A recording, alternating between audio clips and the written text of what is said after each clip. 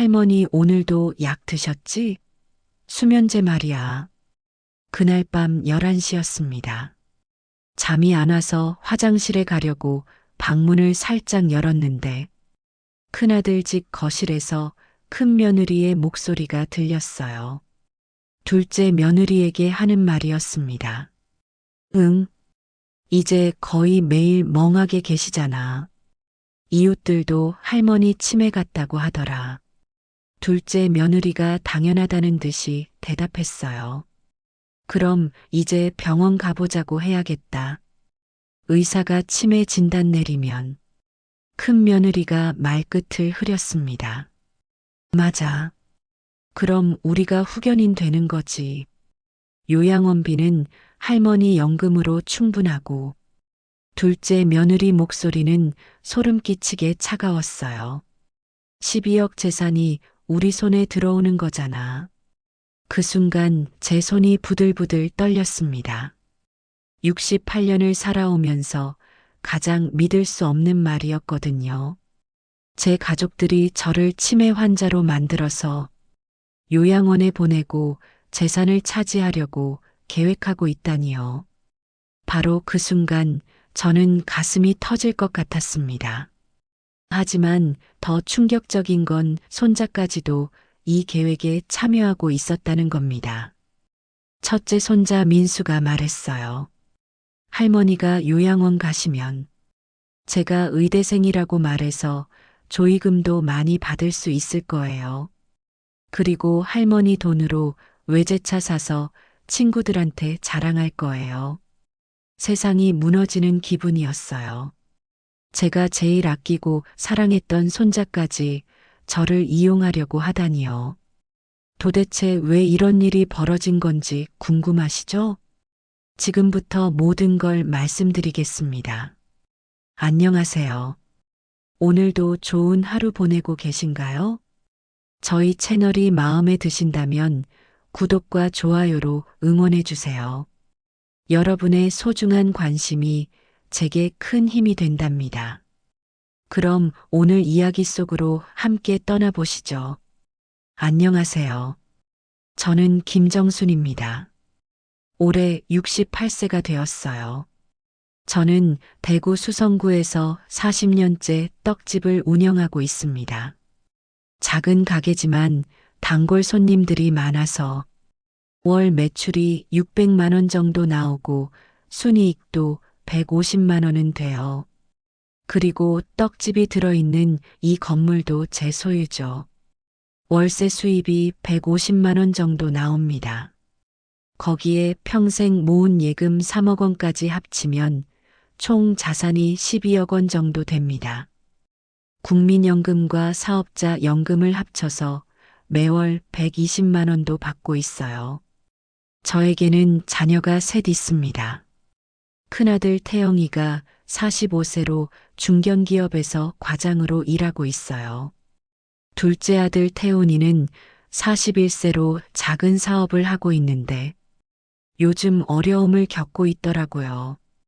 그리고 막내딸 수연이가 37세로 결혼한 지 8년 됐어요.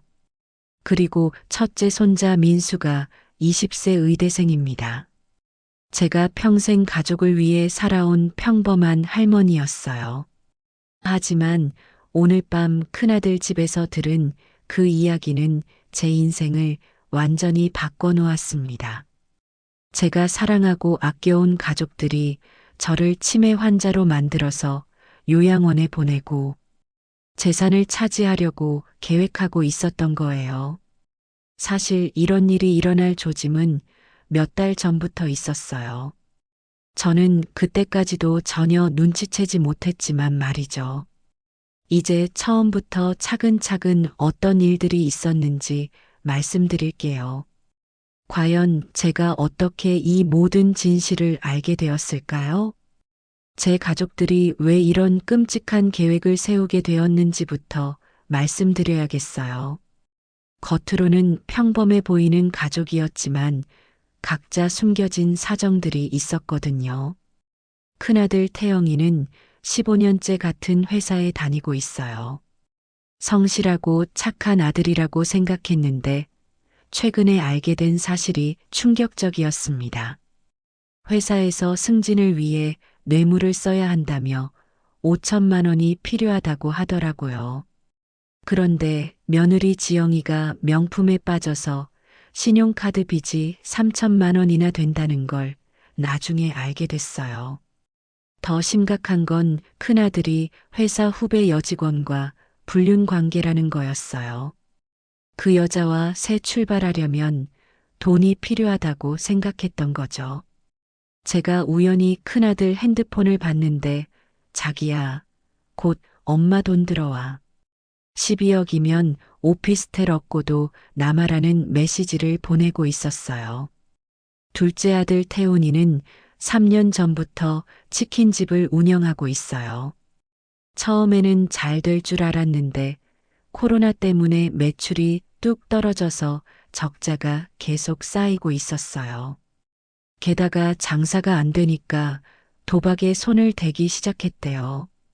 온라인 바카라에 빠져서 빚이 5억 원까지 늘어난 상태였습니다. 둘째 며느리 혜진이는 시어머니 돈으로 빚 정리하고 새로운 사업 시작하자고 남편을 부추기고 있었어요. 제가 몰래 들었는데 12억 있으면 빚 갚고도 7억이 남잖아. 그걸로 부동산 투자해서 100억 부자 되자고 하더라고요. 막내딸 수연이는 겉으로는 제일 착해 보였어요. 하지만 친구들과의 허영심 경쟁 때문에 스트레스를 많이 받고 있었습니다.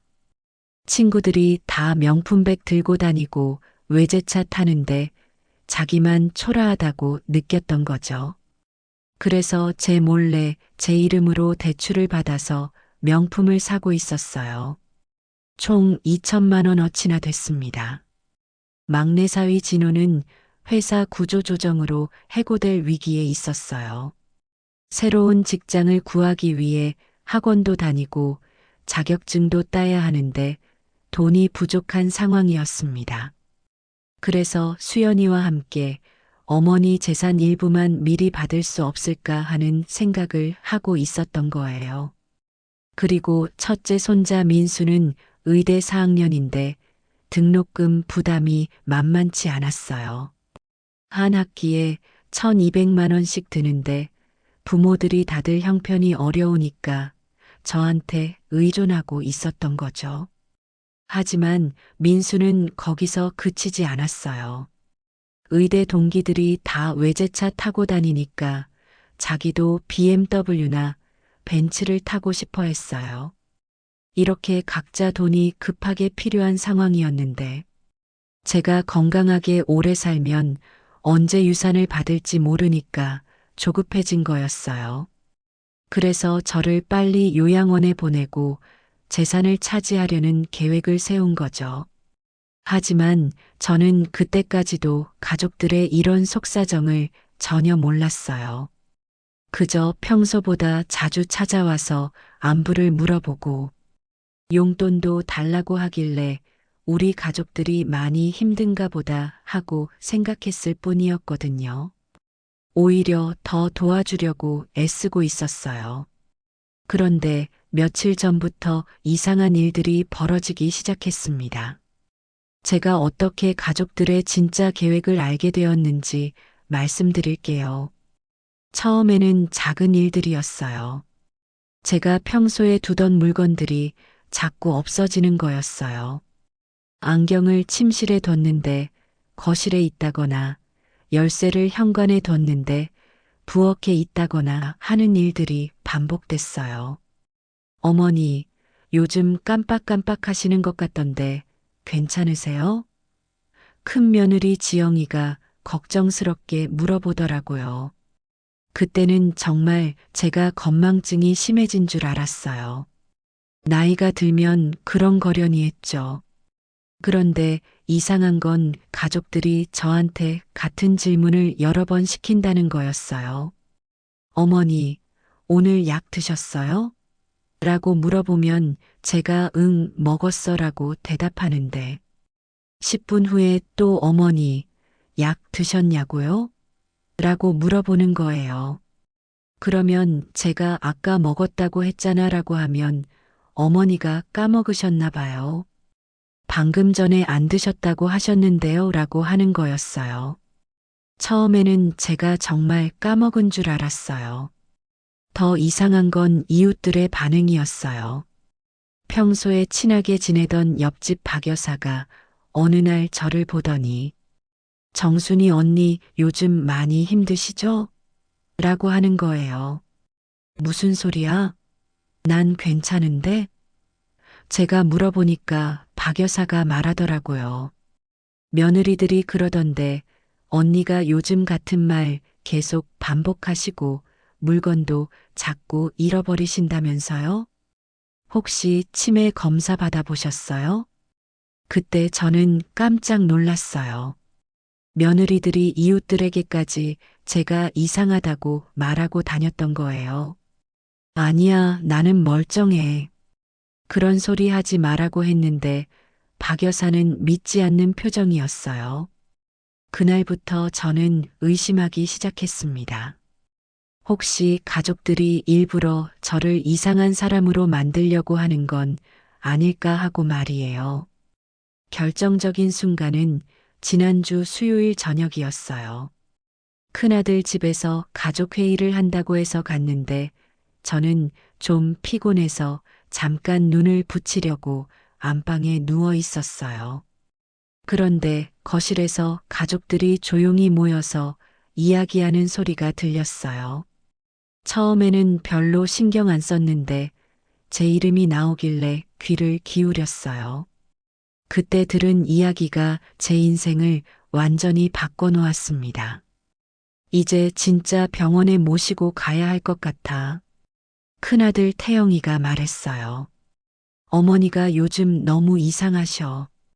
같은 말 계속 반복하시고 물건도 자꾸 잃어버리시고. 맞아요. 이웃들도 다 아시니까 이제 병원 가자고 하면 의심 안 하실 거예요. 큰 며느리 지영이가 맞장구 쳤어요. 근데 만약 의사가 정상이라고 하면 어떡해? 둘째 며느리 혜진이가 걱정했어요. 그때 큰아들이 한 말이 정말 충격적이었습니다. 걱정 마. 내가 병원 과장이랑 고등학교 동창인데 절친이거든. 미리 상황 설명하고 진단서 부탁하면 돼. 정말? 그럼 확실하게 치매 진단 받을 수 있어? 막내딸 수연이가 기대에 찬 목소리로 물었어요. 당연하지. 그리고 치매 진단 받으면 우리가 후견인 되는 거야. 그럼 어머니 재산 관리를 우리가 할 수 있어. 둘째 아들 태훈이가 설명했어요. 와, 그럼 12억을 우리가 마음대로 쓸 수 있다는 거네? 막내딸 수연이가 흥분했어요. 저는 이불 속에서 온몸이 부들부들 떨렸어요. 제가 사랑하는 가족들이 저를 속여서 치매 환자로 만들고 재산을 빼앗으려고 하다니요. 더욱 충격적인 건 손자 민수까지 이 계획에 참여하고 있다는 거였어요. 하지만 며칠 후 뜻밖의 일이 벌어졌습니다. 첫째 손자 민수에게 변화가 생기기 시작한 거예요. 그 시작은 의대 등록금 문제였어요. 의대 4학년 2학기 등록금 1,200만 원이 연체 통지서가 나왔는데 부모들은 모두 할머니한테 부탁해봐라고만 했어요. 큰아버지도 나도 회사 문제로 힘들어하고 둘째 아버지도 나도 빚 때문에 여유가 없어 하더라고요. 민수는 저에게 말하기 전에 제 방에서 가계부나 통장을 찾아보려고 했어요. 그런데 서랍에서 뜻밖의 것들을 발견하게 됐습니다. 자기 의대 등록금 영수증들이 가득 들어 있었어요. 1학년 때부터 4학년 1학기까지 총 9,600만 원 어치였습니다. 모두 제 이름으로 납부된 거였고 대출 서류까지 있었어요. 등록금 마련을 위해 제가 은행에서 대출을 받았던 거죠. 더 놀라운 건 제 건강검진 결과지였어요. 당뇨 합병증 진행, 지속적 약물 치료 필요, 무릎 관절염 악화라고 적혀 있었어요. 그리고 제 일기장 마지막 페이지에는 이런 글이 적혀 있었습니다. 무릎이 아프고 당뇨약 값도 부담되지만 우리 민수가 의사만 되면 그게 내 마지막 소원이다. 다른 건 다 포기해도 이것만은 꼭 이루고 싶다. 민수야, 할머니가 아픈 건 절대 눈치채지 마라. 내가 걱정할까봐. 민수는 그 순간 큰 충격을 받았어요. 4년 동안 부모가 등록금을 내는 줄 알았는데 할머니가 대출까지 받아가며 혼자서 다 감당하고 있었던 거죠. 그리고 할머니가 당뇨와 관절염으로 고생하시는 것도 모르고 있었던 겁니다. 그날 밤 민수는 아버지가 전화하는 걸 우연히 들었어요. 늦은 밤인데도 누군가와 다정하게 통화하고 있더라고요. 여보, 곧 엄마 돈 들어와. 12억이면 오피스텔 얻고도 남아. 큰아들이 말했어요. 민수도 내 편이야. 할머니 치매라고 증언하기로 했거든. 의대생이 말하면 의사들도 믿을 거야. 민수는 그제야 깨달았어요. 아버지가 자신을 거짓 증언의 도구로 이용하려고 했고 할머니 돈으로 다른 여자와 새 출발하려고 했다는 걸 말이에요. 다음 날 새벽 민수는 저를 찾아왔어요. 눈이 빨갛게 부어 있었어요. 할머니, 정말 죄송해요. 민수가 울먹이며 말했어요. 제가 너무 잘못 생각했어요. 뭔 소리니, 민수야? 저는 모르는 척 했어요. 할머니가 제 등록금을 다 대주신 거, 이제 알았어요. 대출까지 받으시면서요. 그리고 할머니가 아프신 것도 모르고 있었어요. 민수는 계속 눈물을 흘리며 말했어요. 가족들이 할머니를 치매 환자로 만들어서 요양원에 보내려고 해요. 저보고 의사들한테 거짓말하라고 했어요. 하지만 저는 절대 그럴 수 없어요. 저는 그 말을 듣고 마음이 복잡했습니다. 화가 나면서도 한편으로는 다행스러웠어요. 적어도 한 명은 양심이 남아있구나 싶었거든요. 할머니, 제가 할머니를 지킬게요.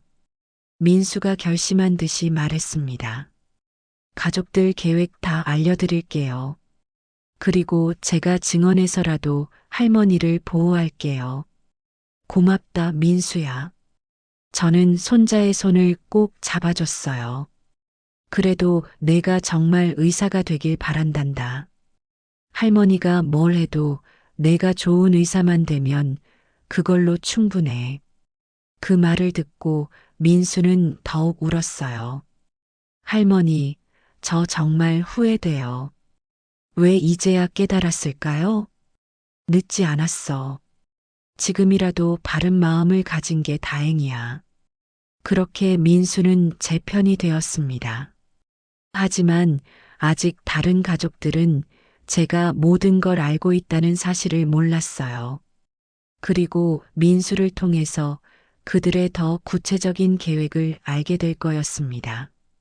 민수가 가족회의에 참석하면서 실시간으로 그들의 계획을 저에게 알려주기 시작했어요. 그리고 그 계획은 생각보다 훨씬 치밀하고 악랄했습니다. 민수가 제 편이 된 지 며칠 후, 저는 오랜 지인에게 도움을 요청하기로 했습니다. 바로 김태우였어요. 태우는 현재 42세로 부동산 중개업소를 운영하고 있어요. 하지만 저와는 무려 40년 전부터 인연이 있었거든요. 태우가 초등학생일 때부터 부모님을 따라 저희 떡집 단골이었어요. 태우네 집은 정말 어려웠어요. 아버지가 공장에서 일하다가 다쳐서 일을 못하게 되셨고, 어머니 혼자 식당에서 설거지하며 생계를 꾸려나갔거든요. 그래서 태우는 종종 점심을 굶고 학교에 갔어요. 저는 그런 태우가 안쓰러워서 학교에서 돌아올 때마다 떡 하나씩 공짜로 줬습니다. 태우야, 이거 먹고 공부 열심히 해라. 나중에 크면 훌륭한 사람 되어야 한다면서 말이에요.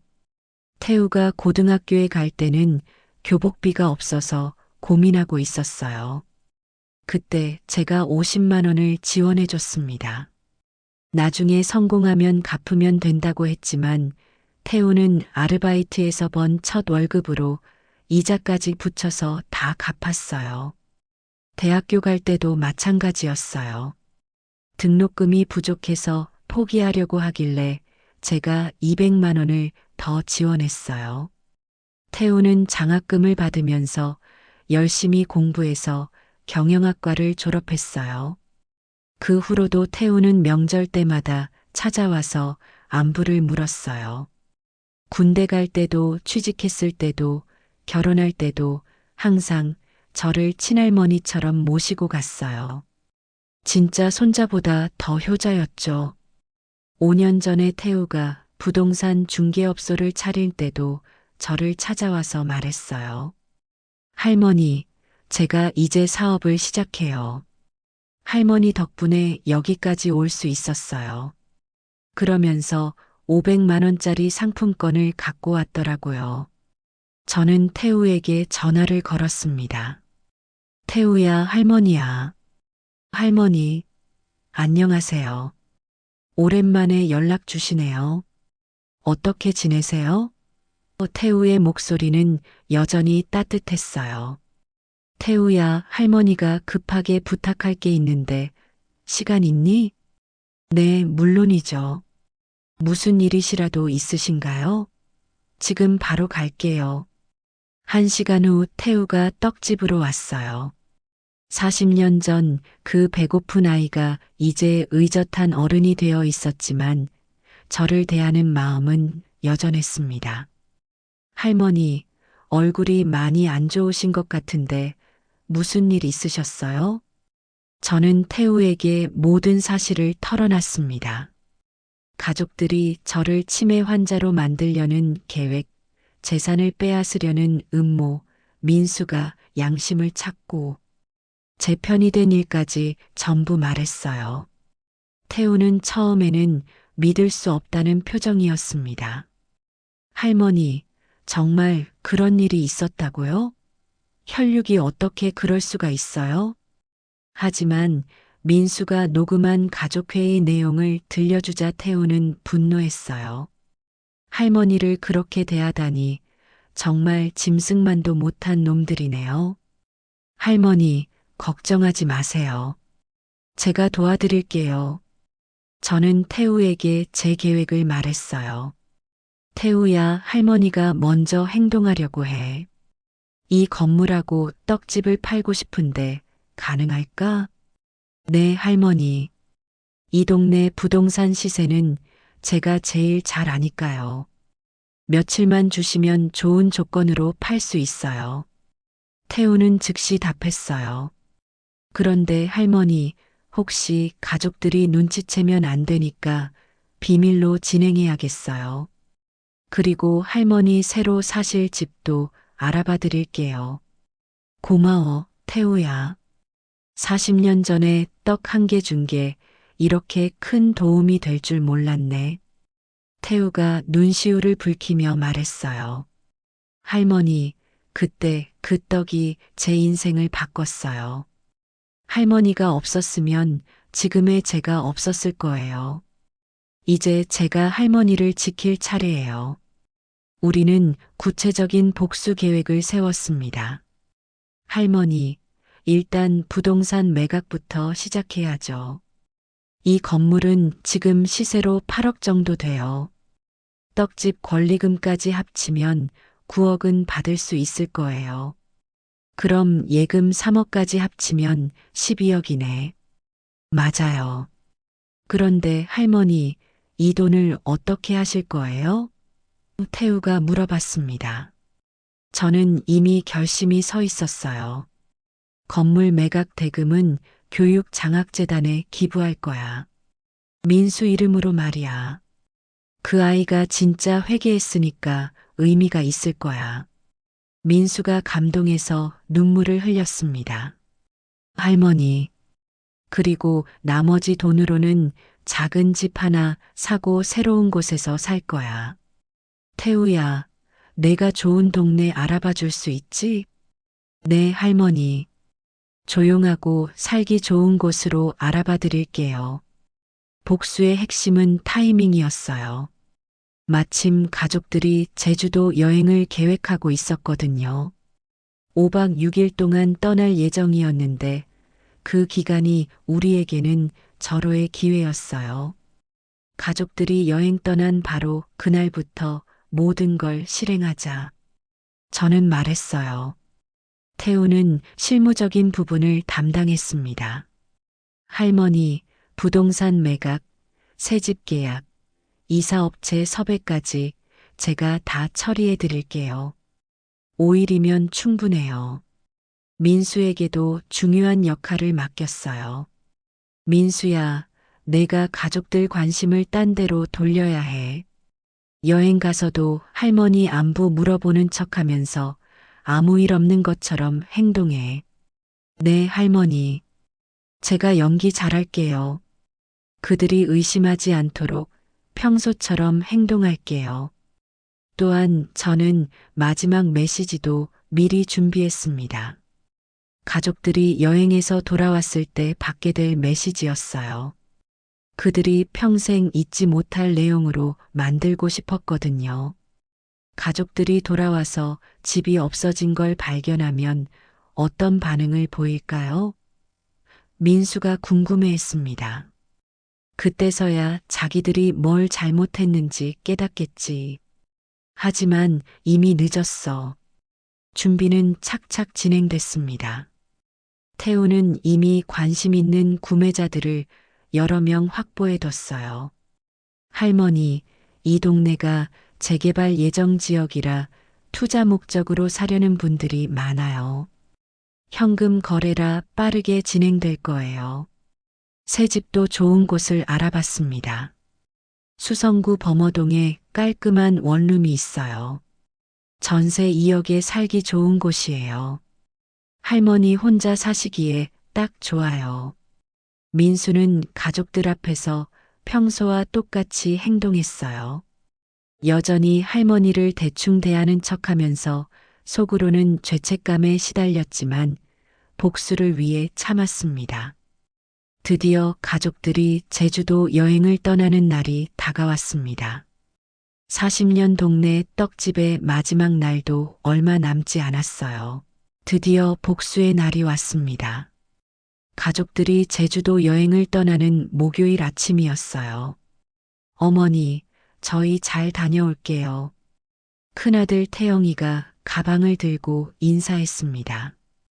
5박 6일 동안 잘 계세요. 뭐 필요한 거 있으면 민수한테 연락하시고요. 어머니, 제주도 특산물 많이 사올게요. 큰 며느리 지영이도 밝게 말했어요. 속으로는 여행비를 아껴서 명품 하나라도 더 사려고 했겠지만요. 둘째 아들 태훈이와 둘째 며느리 혜진이도 인사했습니다. 어머니, 몸 조심하세요. 요즘 일교차가 크니까 감기 조심하시고요. 겉으로는 걱정하는 척 했지만 속마음은 달랐죠. 막내딸 수연이는 엄마, 제주도 화장품 사올까요? 요즘 제주도 천연 화장품이 좋다던데라고 했어요. 제 돈으로 사올 거면서 마치 자기 돈인 것처럼 말하더라고요. 손자 민수는 저에게 의미심장한 눈빛을 보내며 작별했습니다. 할머니, 안녕히 계세요. 제가 전화 자주 드릴게요. 다른 가족들은 민수가 평소처럼 인사하는 줄 알았겠지만 저와 민수 사이에는 특별한 약속이 있었거든요. 가족들이 떠나고 1시간 후 저는 본격적으로 움직이기 시작했습니다. 먼저 태우에게 전화했어요. 태우야, 이제 시작하자. 네, 할머니. 이미 3팀의 구매자가 대기하고 있어요. 모두 현금 구매자들이라 계약 즉시 잔금 처리 가능해요. 태우가 답했습니다. 오후 2시에 첫 번째 구매자가 왔어요. 40대 사업가였는데 건물을 보더니 즉석에서 계약하겠다고 했습니다. 이런 입지 좋은 곳은 흔치 않죠. 재개발 예정 지역이라 투자 가치가 높아요. 9억에 현금 계약할게요. 정말 감사합니다. 저는 40년간 제 터전이었던 이곳을 떠나는 게 아쉬웠지만 더 큰 목적을 위해서였어요. 오후 4시에 계약서에 서명했습니다.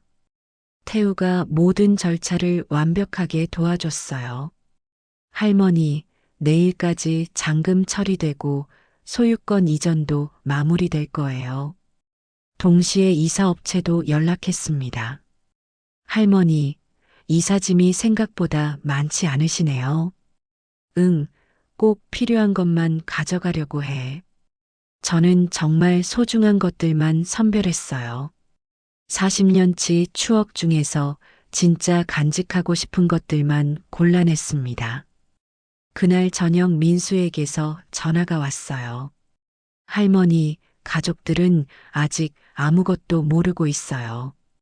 지금 제주도 첫날 일정 마치고 호텔에서 쉬고 있어요. 내일은 한라산 올라간다고 하네요. 고생 많다, 민수야. 계속 연기 잘해라. 금요일 아침 일찍 새 집으로 이사를 완전히 마쳤습니다. 태우가 알아본 범어동 원룸은 조용하고 깔끔했어요. 혼자 살기에 딱 좋은 크기였고 주변 환경도 좋았습니다.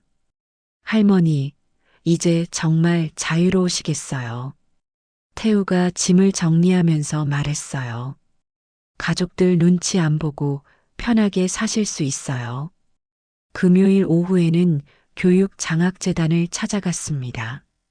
민수 이름으로 8억 원을 기부하고 싶어요. 그 아이가 정말 좋은 의사가 되길 바라거든요. 재단 관계자가 깜짝 놀랐습니다. 8억 원이요? 정말 큰 기부를 해주시는군요. 많은 학생들이 혜택을 받을 거예요. 의대생들을 위한 장학금으로 써주세요. 정말 공부하려는 아이들만 선별해서요. 토요일에는 은행에서 계좌 정리를 했어요. 기존 계좌는 모두 해지하고 새로운 은행에서 새 계좌를 만들었습니다. 가족들이 추적할 수 없도록 철저히 차단했어요. 일요일에는 동네 분들에게 작별 인사를 했습니다. 40년 동안 정들었던 이웃들이었거든요. 정순이네, 갑자기 어디 가시는 거예요? 옆집 박 여사가 물어봤어요. 저는 솔직하게 말했습니다. 가족들이 저를 속이려고 했어요. 치매 환자로 만들어서 요양원에 보내고 재산을 뺏으려고 했어요. 뭐라고요? 그런 일이 있었다고요? 박 여사가 깜짝 놀랐어요. 네. 그래서 제가 먼저 모든 걸 정리하고 떠나는 거예요. 이웃들은 처음에는 믿기 어려워했지만 자세한 상황을 들으면서 제 편을 들어줬어요. 정순이가 그럴 리 없어. 그런 자식들한테는 당연히 그렇게 해야지. 월요일에는 떡집 간판을 내리고 새 주인에게 열쇠를 넘겨줬어요. 40년 떡집의 역사가 끝나는 순간이었지만 후회는 없었어요. 민수에게서 중간중간 연락이 왔어요.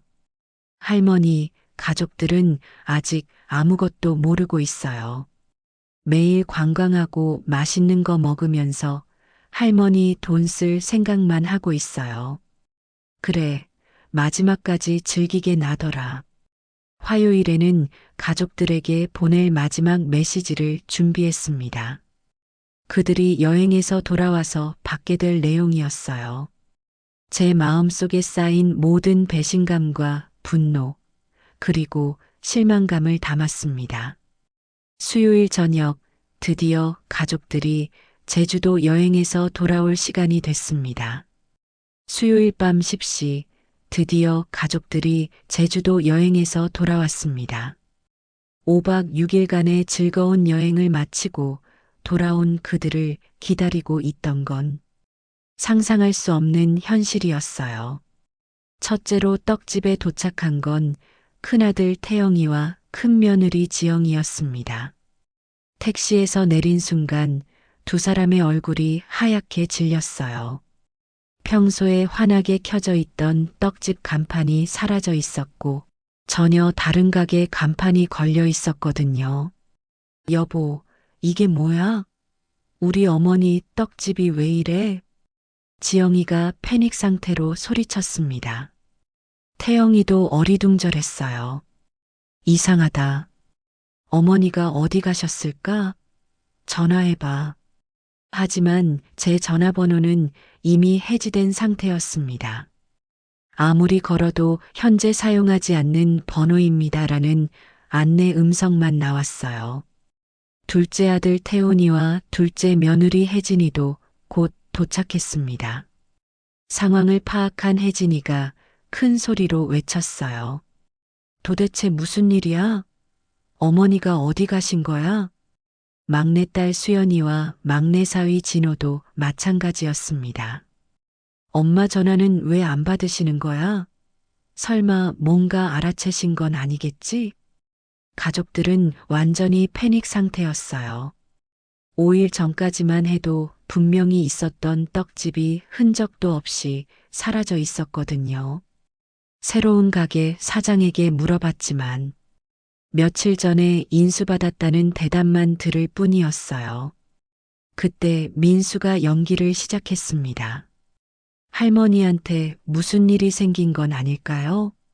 혹시 응급실에 가신 건 아닐까요? 겉으로는 걱정하는 척하면서 속으로는 할머니의 복수가 시작됐다는 걸 알고 있었어요. 큰아들 태영이가 관리사무소로 달려갔습니다. 우리 어머니 어디 가셨는지 아세요? 관리소장이 대답했어요. 며칠 전에 이사 가셨어요.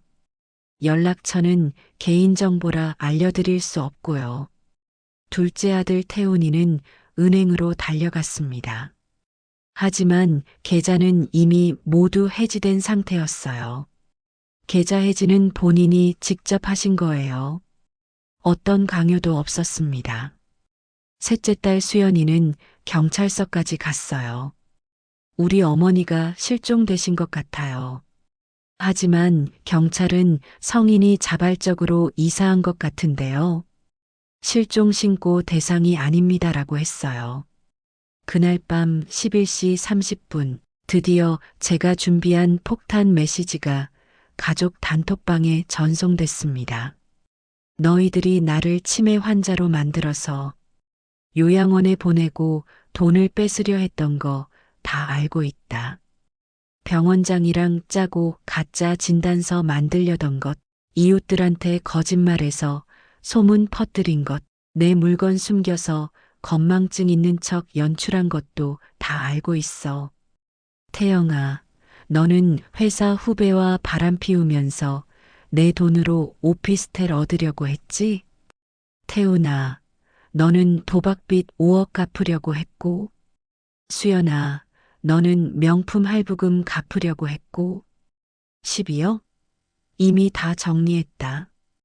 건물은 민수 이름으로 장학재단에 기부했으니 진짜 공부하는 아이들이 혜택 받을 거다. 나는 이제 새로운 곳에서 편하게 살 거다. 태우가 잘 돌봐주니까 걱정 마라. 다시는 연락하지 마라. 너희와는 이제 남이다. 메시지를 받은 가족들은 완전히 혼란 상태가 됐어요. 모든 계획이 발각됐다는 사실과 동시에 12억이 모두 사라졌다는 현실을 받아들일 수 없었거든요. 큰 며느리 지영이가 울면서 소리쳤습니다. 12억이 다 없어졌다고? 내 명품 할부금은 어떻게? 신용카드 빚은? 큰아들 태영이도 절망했어요. 회사에서 승진하려면 돈이 필요한데. 그리고 애인한테 뭐라고 말하지? 둘째 며느리 혜진이는 더욱 극심한 반응을 보였어요. 100억 만들 기회가 다 날아갔어. 도박빚은 어떻게 갚아? 둘째 아들 태훈이는 사채업자들 생각에 벌벌 떨었습니다. 사채업자들이 또 독촉할 텐데 어떡하지? 이번 주까지 5천만 원 갚으라고 했는데. 셋째 딸 수연이는 명품 가방들을 보면서 절규했어요. 이제 친구들 앞에서 어떻게 체면을 세우지? 할부로 산 이 가방들은 어떻게 갚아? 막내 사위 진호도 절망했습니다. 새로운 직장 구할 돈도 없는데 학원비는 어떻게 마련하지? 민수만 조용히 있었어요.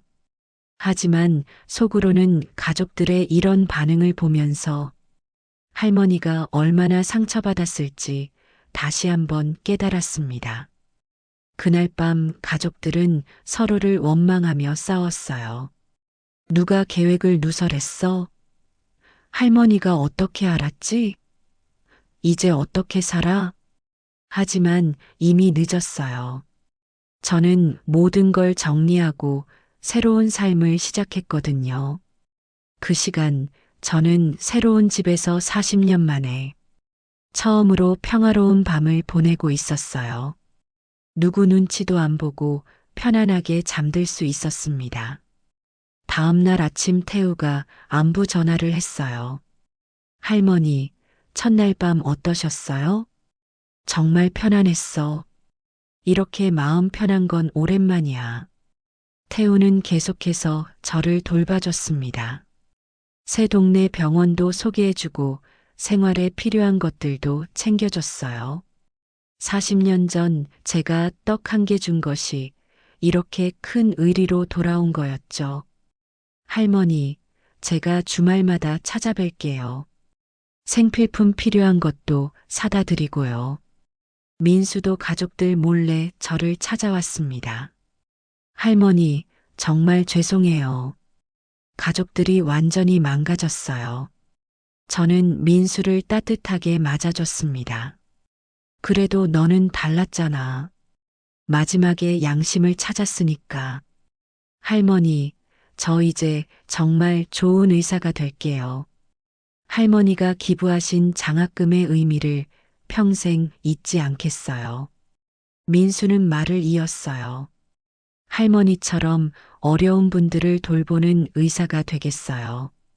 그리고 가족들한테는 절대 할머니 행방 알려주지 않을게요. 그 후 몇 달 동안 가족들의 소식이 들려왔어요. 큰아들 태영이는 회사에서 효자 마케팅을 했던 게 들통나면서 신뢰를 잃었어요. 동료들 사이에서도 어머니를 속인 놈이라는 소문이 퍼져서 승진은 물 건너갔어요. 큰 며느리 지영이는 신용카드 빚 때문에 신용불량자가 됐어요. 명품 할부금도 못 갚아서 물건들을 반납해야 했고요. 동네에서도 완전히 매장됐어요. 둘째 아들 태훈이는 사채업자들의 독촉이 더 심해졌습니다. 갚을 돈이 없어서 결국 치킨집을 정리하고 작은 고시원으로 이사를 가야 했어요. 둘째 며느리 혜진이는 도박 중독이 더 심해져서 남은 집기까지 팔아서 도박을 했어요. 결국 태훈이와 이혼하게 됐고요. 막내딸 수연이는 명품 할부금을 갚지 못해서 신용불량자가 됐어요. 친구들 앞에서 더 이상 자랑할 수 없게 된 거죠. 막내 사위 진호도 새 직장을 구하지 못해서 생계가 어려운 상태예요. 1년이 지난 지금 저는 정말 행복하게 살고 있습니다. 태우와 민수가 진짜 가족이 되어줬어요. 혈연이 전부가 아니라는 걸 깨달았거든요. 새 동네 이웃들과도 친해졌어요. 제 이야기를 들은 분들이 정말 잘하셨다며 응원해 주셨습니다. 지금은 동네 경로당에서 봉사활동도 하면서 보람된 나날을 보내고 있어요.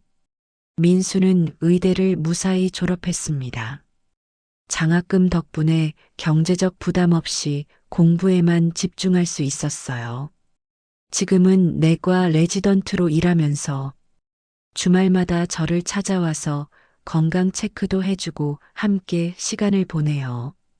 할머니, 제가 전공이 끝나면 할머니 같은 어르신들을 돌보는 가정의학과 의사가 될게요. 태우도 여전히 저를 친할머니처럼 모셔줍니다. 할머니 덕분에 제가 여기까지 올 수 있었어요. 이제 제가 할머니를 모실 차례예요. 가끔 다른 가족들로부터 용서를 구하는 편지가 와요. 어머니, 정말 잘못했습니다. 다시 기회를 주세요. 하지만 저는 답장하지 않아요. 한번 배신한 사람은 또 배신할 수 있거든요. 얼마 전에는 큰아들이 직접 찾아왔어요. 많이 초라해진 모습이었어요. 어머니, 정말 죄송해요. 제가 너무 잘못했어요. 이제 와서 뭘? 내가 선택한 거잖아. 저는 냉정하게 말했어요. 어머니, 정말 마지막 기회만 주세요. 태영아, 너는 아버지보다 다른 여자를 택했고 어머니보다 돈을 택했어. 그 결과를 감당하며 살아라. 그리고 저는 문을 닫았습니다. 지금 제게는 진짜 가족이 있어요. 태우와 민수, 그리고 새로운 이웃들이요. 나이 68세에 처음으로 진정한 가족의 의미를 깨달았습니다. 여러분, 기억하세요. 진짜 가족은 혈연이 아니라 진심입니다. 서로를 아끼고 존중하는 마음이 있어야 진정한 가족이에요. 물질보다는 마음이, 이익보다는 사랑이 우선되어야 해요.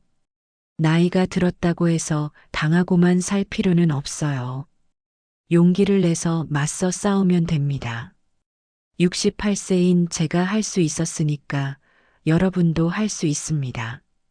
그리고 무엇보다 중요한 건 진정으로 여러분을 아끼는 사람이 누군지 구별하는 눈을 갖는 거예요. 저는 40년 전 배고픈 아이에게 떡 한 개 준 것이 이렇게 큰 도움이 될 줄 몰랐어요. 반대로 평생 키우고 사랑한 자식들이 저를 배신할 줄도 몰랐고요. 사람은 혈연으로 판단하는 게 아니라 행동으로 판단해야 합니다. 말이 아니라 실제로 어떻게 행동하는지를 봐야 해요. 최근에 민수가 이런 말을 했어요. 할머니, 제가 의사가 된 건 할머니 덕분이에요. 앞으로 할머니처럼 어려운 분들을 돌보는 의사가 되겠어요. 그 말을 듣고 저는 정말 보람을 느꼈어요. 제가 쓴 돈이 정말 의미 있는 곳에 쓰인 거거든요. 가족들 허영심 채우는 데 쓰였다면 아무 의미가 없었을 텐데 말이에요. 태우도 마찬가지예요. 할머니, 저도 어려운 아이들 도울 수 있는 일을 하고 싶어요. 부동산 수익금 일부로 장학금 재단 만들어 볼게요. 이런 사람들이 진짜 가족이에요. 서로를 이용하려고 하는 게 아니라 서로를 도우려고 하는 사람들 말이에요. 물론 처음에는 외로웠어요. 40년을 함께 산 가족들과 완전히 연을 끊는다는 게 쉬운 일은 아니었거든요. 하지만 시간이 지나면서 이게 옳은 선택이었다는 걸 확신하게 됐어요. 지금 저는 매일 아침 7시에 일어나서 근처 공원을 산책해요. 아침 공기도 마시고 이웃들과 인사도 나누죠.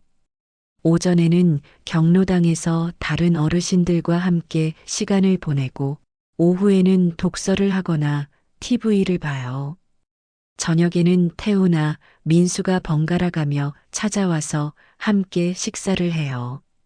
정말 따뜻하고 편안한 시간들이에요.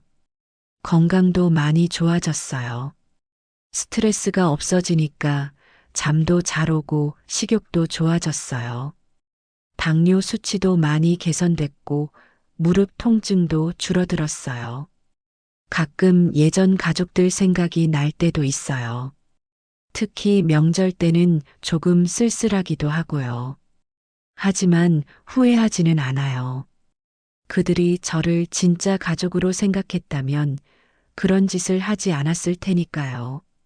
얼마 전에 민수가 연인을 소개시켜줬어요. 간호사로 일하는 착한 여자아이더라고요. 할머니, 저희 내년에 결혼할 예정이에요. 할머니가 저희 증인이 되어주세요. 저는 정말 기뻤어요. 진짜 손자의 결혼식에 참석할 수 있게 된 거니까요. 그럼 할머니가 예단도 해줘야지. 저는 웃으며 말했어요. 아니에요, 할머니. 저희는 소박하게 할 거예요. 할머니만 축복해 주시면 돼요. 이런 게 진짜 가족이에요. 서로에게서 뭔가를 얻으려고 하는 게 아니라 서로의 행복을 진심으로 바라는 사람들이요. 태우도 곧 둘째 아이가 태어날 예정이에요. 할머니, 아이 이름 지어주세요. 할머니가 지어주신 이름으로 살았으면 좋겠어요. 저는 이런 사람들과 함께 남은 인생을 보내고 싶어요. 진짜 가족의 따뜻함을 느끼면서 말이에요. 여러분도 혹시 가족 때문에 힘들어하고 계신다면 용기를 내세요. 혈연이라는 이유만으로 무조건 참을 필요는 없어요. 때로는 과감한 결단이 필요할 때도 있거든요. 그리고 진짜 여러분을 아끼는 사람들을 소중히 여기세요. 그런 사람들이 진짜 가족이에요. 저는 68세에 새로운 인생을 시작했어요. 나이는 정말 숫자일 뿐이에요. 언제든 새로운 시작을 할 수 있어요. 중요한 건 포기하지 않는 마음이고 옳은 일을 할 수 있는 용기예요. 끝까지 시청해 주셔서 정말 고맙습니다. 제 이야기가 여러분에게 조금이라도 도움이 됐으면 좋겠어요. 구독과 좋아요로 응원해 주세요. 여러분의 관심이 저에게 큰 힘이 됩니다. 여러분 모두 진정한 가족과 함께 행복하게 사시길 바랄게요. 그리고 기억하세요. 진짜 사랑은 서로를 이용하는 게 아니라 서로를 위해 희생하는 거라는 걸요. 정말 고맙습니다.